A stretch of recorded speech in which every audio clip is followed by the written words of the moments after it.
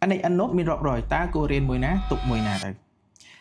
bậc kia dương tớp tới pra anh ấy ăn tập bố hai bài thì là nốt phần nè nó chú bà chỉ vơ một khăn đây pro nốt bị tràn bị đằng thà chập đàm pina tới nè tái dương ở trong bạch riêng tập óc nữa tê cặp tay dương riêng tại tung đọc pi nốt ấy dương ai chập đàm pra anh ấy ăn bạn này hayในក្នុងវីដេអូនេះចាំមើលអា12 note នោះមានអីខ្លះហើយប្រើរបៀបម៉េចចាំយើងទៅមើលទាំងអស់គ្នាដើម្បីងាយស្រួលយល់យើងចែកវាជាប្រភេទហើយនៅក្នុងនោះវាមាន5ប្រភេទប្រភេទទី1នោះវាតាក់ទងជាមួយនឹងតើautomation របស់យើងហ្នឹងវាចាប់ផ្ដើមដោយរបៀបម៉េចហ្នឹងគេហៅឬក៏ trigger តើវាចាប់ផ្ដើមហ្នឹងដោយសារអីគេចុចឬក៏ auto ឬក៏មានអ្នកណា send អីមកពីណាហ្នឹងណាករណីមួយទៀតគឺតកតងជាមួយនឹងការរៀបចំ data ថាតើអា node នឹងដើម្បីធ្វើការទៅយក data ឬក៏យក data បានមកឲ្យដូរ field ដូរអីហ្នឹងតើយើងគួរប្រើ node មួយណាហើយមួយទៀតគឺរបៀបរបៀបប្រើ logic ទៅលើ node មានដូចជា if else អីចឹងទៅណា switch អីចឹងទៅ filter merge អីចឹងមកហើយមួយចំណុចទៀតគឺតាក់ទងជាមួយនឹងការធ្វើការជាមួយនឹង record ច្រើនធម្មតាយើង software engineer យើងដែរធ្វើ record តែមួយទេមិនចឹង data ឬក៏ទិន្នន័យហ្នឹងជាច្រើនជាទិន្នន័យដែលជិតលើសពីមួយអញ្ចឹងហើយដើម្បីធ្វើការមួយទិន្នន័យលើសពីមួយយើងប្រើអីគេគឺ loop ហ្នឹងហើយនឹង node ចុងក្រោយឬក៏ប្រភេទចុងក្រោយជាបបពិសេសគឺយើងទៅសិក្សាអំពីផ្លូវក្រោយណាបើសិនជា node ផ្សេងហ្នឹងវាអត់ស័ក្តិសមឬក៏ពិបាកប្រើមានចុងក្រោយមួយទៀតធ្វើមិនក៏បានដែរហ្នឹងគឺគេហៅ code node យើងទៅសេកូដខ្លួនឯងតែម្ដងតោះឥឡូវកុំឲ្យចាំយូរយើងទៅទី1គឺរបៀបធ្វើឲ្យ automation ឬក៏ flow ចាប់ផ្ដើមដែលគេហៅថា trigger យើងនឹងនិយាយអំពីតែ3 node ទេដែលសំខាន់ទី1ហ្នឹងគឺគេហៅ manual trigger អញ្ចឹងបើសិនជាយើងចុច add node បាទយើងអាច add node នេះក៏បានហើយយើង press command ក៏បានដែរយើង press command n អញ្ចឹងមកណាវាធ្លាក់ node ដូចគ្នាអញ្ចឹងtrigger menu នេះវាធ្លាក់មុនគេអញ្ចឹងនេះវាអាច select ណា select អញ្ចឹងទៅ enter មកអូខេវាបាន node អានេះធំណាអូខេយើង zoom តិចមកអញ្ចឹងmanual trigger នេះគឺមានន័យថាយើងចុចដោយដៃនេះយើងចុចដោយដៃហ្នឹងខ្លះថាចុចជើងក៏ចុចទៅតែចុចបានអញ្ចឹងmanual trigger នេះគឺជាទូទៅមានគុណសម្បត្តិតាក់ទងជាមួយនឹងពីយើង testing ណាក៏យើងអាចប្រើជា production ក៏បានដែរបើយើងក្នុងករណីខ្លះយើងអត់ចង់ឲ្យ automate អីខ្លាំងហើយយើងគ្រាន់តែមកដល់យើងចុចដៃខ្លួនឯងក៏បានអាហ្នឹងវាសាច់ចិត្តតែជាទូទៅគេប្រើសម្រាប់ testing ណាស្រួលគេចង់ test គេចុចពង test ចឹងមកnode មួយទៀតគឺយើងចូលទៅដល់ schedule នេះដែលធ្លាប់ប្រើ cron job ដឹងអីអាហ្នឹងសម្រាប់ឲ្យវា automate ដើរនៅពេលណាមួយណាអញ្ចឹងឧទាហរណ៍នេះវាមាន select ណា interval យើងចង់បានជាប្រភេទអីគេមិញ default day អញ្ចឹងយើងចង់ថារៀងរាល់1នាទីណារៀងរាល់1នាទី1នាទីមិញនេះវា5នាទីរៀងរាល់5នាទី trigger ឲ្យខ្ញុំអញ្ចឹងតែអូខេហើយ node មួយទៀតតទៅជាមួយនឹង webhook webhook នេះយើងអាទិត្យមុនយើងបាននិយាយដែរយើង webhook នេះវាជាលក្ខណៈ node ដែលវាស្ដាប់អ្នកណា send មកវាធ្វើការជាទូទៅយើងអាចប្រើនៅខាង back end front end send ទៅ back end របស់យើងទៅback end ហ្នឹង trigger webhook នេះមកណាមាន authentication តិចតួចមកដើម្បីការពារ security នោះworkflow របស់យើងនឹងដំណើរការតែម្ដងអញ្ចឹងយើងចង់បាញ់ direct ពី front end ក៏បានចង់បាញ់ពី back end ក៏បានសាច់តែចិត្តយើងអញ្ចឹងនេះរបៀបដែលចាប់ផ្ដើមនៃ workflow ដែលគេហៅថា trigger ហ្នឹងមាន3ចំណុច3 node ហ្នឹងឥឡូវយើងទៅមើលចំណុចមួយទៀតគឺតាក់ទងជាមួយនឹងការរៀបចំ data ឬក៏ data ទិន្នន័យរៀបចំទិន្នន័យឬក៏កែប្រែទិន្នន័យដែលយើងចង់បានមកតែយើងប្រើ node អីគឺទី1តាក់ទងនឹង HTTP request node នេះគឺយើងច្បាស់ជាមិនវាអាចដែរពីច្រើនវានឹងយើងអាចនឹងប្រើព្រោះយើងត្រូវការ call ទៅ API ណាមួយតែវាអាចថាយើងទៅ call ទៅ back end របស់យើងដើម្បីយក data ឬក៏យើង call ទៅ public API ដូចជាអាកាសធាតុអីដើម្បីយកមកឲ្យយើង send ទៅ front end ឬក៏ save ទៅក្នុង back end អញ្ចឹងមកអញ្ចឹងយើងអាច search មក HTTP request enter មកហើយយើងចង់ send ទៅណា ហើយខ្ញុំមានឧទាហរណ៍មួយតាក់ទងជាមួយនឹង user នេះ public ហើយយើងអាចយកមក test អញ្ចឹងណាវាមក data ទេ data fake របស់ user អូខេអញ្ចឹងយើងដាក់មក URL ទៅណាអូខេអត់មាន authentication ទេ free ជាប្រភេទ get ណា delete អីចឹងទៅតាមប្រភេទដែល HTTP របស់យើងមកអូខេអញ្ចឹងយើងចុចមកទៅអូខេយើងបាន data មកណា user total បាន30ឥឡូវយើងទៅមួយទៀតគឺ edit and set field ណា edit អូខេណាអូខេឥឡូវវាភ្ជាប់ម៉ូតូអញ្ចឹង edit ហើយ set field ហ្នឹងវាតាក់ទងជាមួយនឹងនិយាយពី edit វិញបើសិនជាមិញយើងបាន data មកហើយណាយើងបាន data ចឹងប៉ុន្តែយើងអត់ស្រឡាញ់ឧទាហរណ៍ចែក dot យើងថាខ្ញុំអត់ចង់បាន skip ទេខ្ញុំអត់ចង់បាន limit ទេឥឡូវយកតែ user បានណាហើយនឹង total អូខេតែ2ហ្នឹងបានណាហើយចុច execute មកអូខេឃើញទេអញ្ចឹងយើង result នៃdata JSON ឬក៏ Magnity View ជា table ហ្នឹងឃើញវាអត់មានអា field 2នេះទេយើងអត់ចង់បានបាទឥឡូវយើងទៅមុខមួយទៀតគឺតាក់ទងជាមួយនឹង logic ឥឡូវយើង if else node មកនេះអញ្ចឹងដើម្បីបានឃើញអ្នកទាំងអស់គ្នាចុចមកអញ្ចឹងអ្នកទាំងអស់អ្នកមាន data ទេដើម្បីឲ្យដំណើរការយើងត្រូវចុច execute previous node សិននេះដើម្បីឲ្យបាន node នេះឧទាហរណ៍ថាអញ្ចឹង if អី if ឧទាហរណ៍ណាយើង if gender equal to female អញ្ចឹងមកអានេះ value ណាឥឡូវនេះគឺជា field នេះ value អូខេអញ្ចឹងយើងអាចយក execute ទៅឧទាហរណ៍អញ្ចឹងត្រូវណាត្រូវហើយយើងឃើញ true អញ្ចឹង record ហ្នឹងមិញយកមកពិតជា gender female មែនអញ្ចឹង true អញ្ចឹង true យើងឲ្យទៅណាយើងឲ្យទៅមុខទៅអីទៀតអញ្ចឹងទៅណាតទៅមុខអញ្ចឹងទៅឥឡូវយើងទៅមើល switch ម្ដងswitch គេយើងបាននេះហើយយើងថតថាយើងទាញ female យើងអាចទាញ gender មកឧទាហរណ៍ថាទី1បើសិនជាស្មើ male ទៅណាឧទាហរណ៍ណា female ទៅណាអញ្ចឹងមកហើយយើងអាចដាក់ rename អីដាក់ rename ឲ្យស្រួលមើលតិច male female អូខេ execute មកដើម្បីយើងទៅមើលនេះឃើញទេនៅពេលដែលយើង execute មកវាមិនឃើញព្រោះអីមិញ record មិញគឺ female ទេណា gender នៅពេលនោះទៅពេលយើង execute វាដឹងហើយនេះថាអូ female បានមួយ item តោះឥឡូវយើងទៅនិយាយចំណុចមួយទៀតតាក់ទងជាមួយនឹង filter ហើយយើងបាននេះមកយើង select យើងធ្វើការខ្ញុំដូរ API អញ្ចឹង API យើងទៅជា search user វិញណា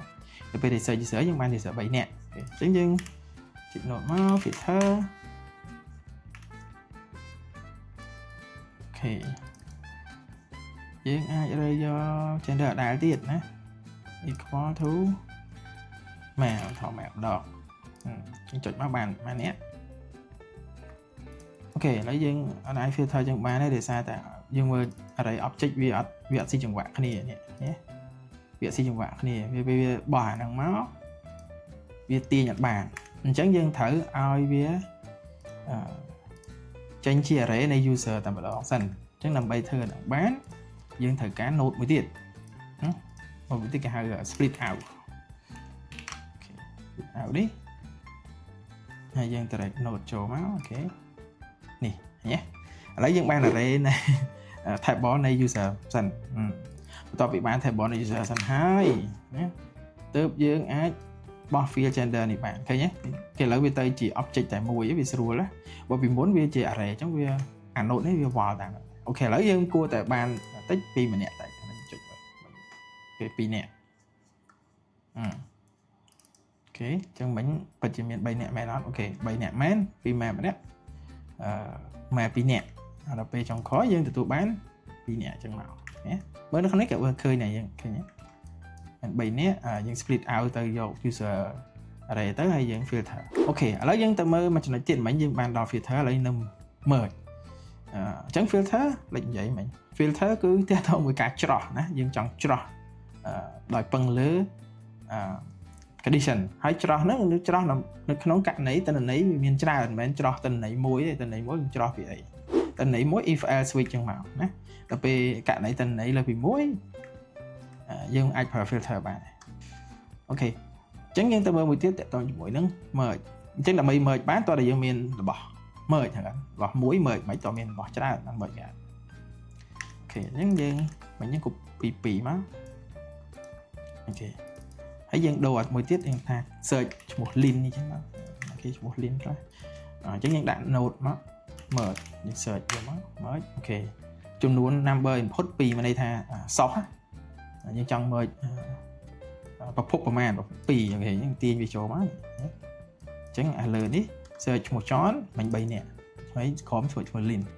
នេះសុំ menu trigger មកបាទអូខេអញ្ចឹងយើងដើម្បីឲ្យវាដើរបានតើយើងចុចចេះចុច trigger មកពងអូខេអញ្ចឹងឥឡូវឃើញទេអញ្ចឹងបើសិនក្នុងករណីនេះយើងអាចប្រើ split out នឹងសាដើមមិញមក split out មកយើងទាញ user មក execute ពងមកឃើញទេយើងបាន8ដោយសារតែមិញវាមក table ហ្នឹងវា loop object នេះ2ដងអូយើងចុចទៅបានឃើញទេវា loop object 2ដងអញ្ចឹងมันយើងឃើញថាវាពិបាកមើលឥឡូវអត់ទេយើងចង់ចំបាច់ user list ហ្នឹងទាំងអស់ចូលគ្នាអញ្ចឹងអាមុន3អាបន្ទាប់នោះ5មកបាន8 item ឥឡូវយើងទៅចំណុចធំសំខាន់មួយទៀតគឺតកតមួយ loop ឥឡូវយើងអាចតពីនេះបានដោយសារយើងមាន data យើងអាចតពីនេះបាន loop យើងវាយ search loop មកស្វ័យបាត់តែវាយើងនិយាយពី loop ហ្នឹងតែ node វាឈ្មោះ loop over item អា loop over item នេះវាមានចំណុចពិសេសមួយតកតជាមួយបាច់នេះមានន័យថាកញ្ចប់យើងចង់បានមួយកញ្ចប់បើសិនជាយើងមួយកញ្ចប់មានន័យថា item មិញ8មួយកញ្ចប់នៅក្នុងមួយកញ្ចប់នោះ8អញ្ចឹងបើយើងចង់បាន2កញ្ចប់មកចា2កញ្ចប់មានន័យថាមិនចែកជា2អញ្ចឹងវា4វានឹង split ទៅ4ណាអូខេយើងត្រូវ replace ជាមួយនឹងស្អីមួយសិនណាអូខេឥឡូវយើងដាក់គេហៅមាន node មួយគេហៅ wait មិនមែន wait ទេបាទ wait 2 second អញ្ចឹងដល់នេះយើងបាត់វាទៅអូខេអញ្ចឹងយើង wait 2 second ទៅណាឲ្យវាទៅមុខវិញហើយយើងចាំមើលវាចុងក្រោយអញ្ចឹងយើងចុច execute workflow យើងមកអា manual ណាចាំបើយើងចុចមកវា វា merge ហើយវាដើរមួយលើកទី1ពង7វិនាទីវាដើរទៀតបាន3 item ហើយ4អញ្ចឹងពីចាំ2វិនាទីរហូតដល់តែ loop នឹងចប់ណាដល់8ចប់ហើយអូខេចប់ហើយអញ្ចឹងវាចុងក្រោយវាថាវា loop បានសម្រាប់ហើយអូខេឥឡូវយើងមកដល់ loop ហើយអញ្ចឹង loop បំបែក item ណា loop run ម្ដងមួយបំបែកអញ្ចឹងតែយើងចង់បដុំវាវិញណាយើងចង់បដុំវាធ្វើម៉េចហ្នឹងហើយជាអ្វីដែល aggregate អញ្ចឹង aggregate ហ្នឹងមកយើងយកអាបំបែកហ្នឹងយកមកបដុំវិញនេះយើងត្រូវ select វា all data ចេះដល់ពេលយើងចុចទៅវាត្រូវ loop run សាដើមឃើញទេឥឡូវយើងដល់ចំណុចចុងក្រោយតាក់ទងជាមួយនឹងផ្លូវក្រោយឧទាហរណ៍ថាក្នុងករណីទាំងអស់ node ទាំងអស់ហ្នឹងវាអត់មាន node មួយណាដែលយើងត្រូវការទេអញ្ចឹងហើយគឺជាអ្វីដែល node code ហ្នឹងចូលមកជួយអញ្ចឹង node code ហ្នឹងគឺយើងសរសេរ code តែមកអញ្ចឹងកន្លែងនេះយើងអាចឧទាហរណ៍ជាមួយនឹងកន្លែងឥឡូវយើងដាក់មក node code អូខេ code ណាអូខេ code ហ្នឹងវាឲ្យយើងរើសយើងចង់សេ Python ឬ Python ឬក៏ JavaScript ហ្នឹងហើយអញ្ចឹងបើយើង execute code ចាស់ code នោះយើងយកមកអញ្ចឹងមកឥឡូវយើងមាន last name first name ណាប៉ុន្តែយើងចង់បានអីគេខ្ញុំចង់បាន full name មួយទៀតយើងដាក់ full name មកអូខេយើងស្មើអីគេ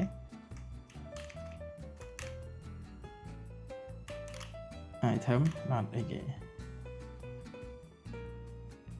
json.last name អញ្ចឹងមក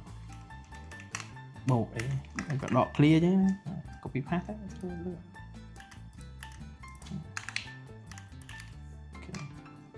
ចឹងទៅពេលយើង run យើងនឹងទទួលបាន field មួយទៀត full name ណា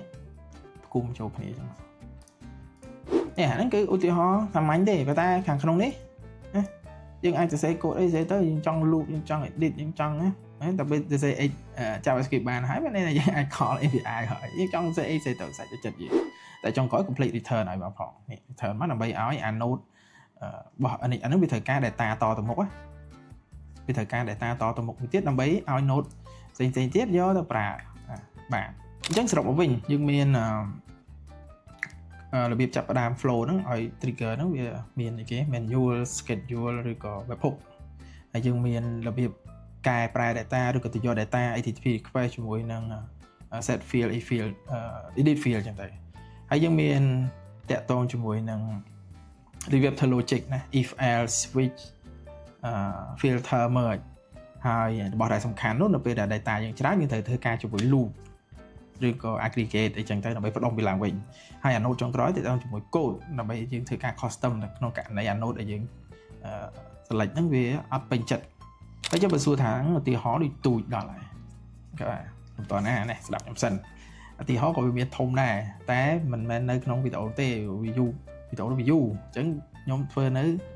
វីដេអូមួយទៀតនៅអាភាគ3ដោយសារវាធំពេកវាពិបាកអញ្ចឹងតើតែយើងចែកវាទៅវាស្រួលស្ដាប់អូខេហើយអរគុណសម្រាប់ការទស្សនាជួបគ្នាវីដេអូក្រោយបាយបាយ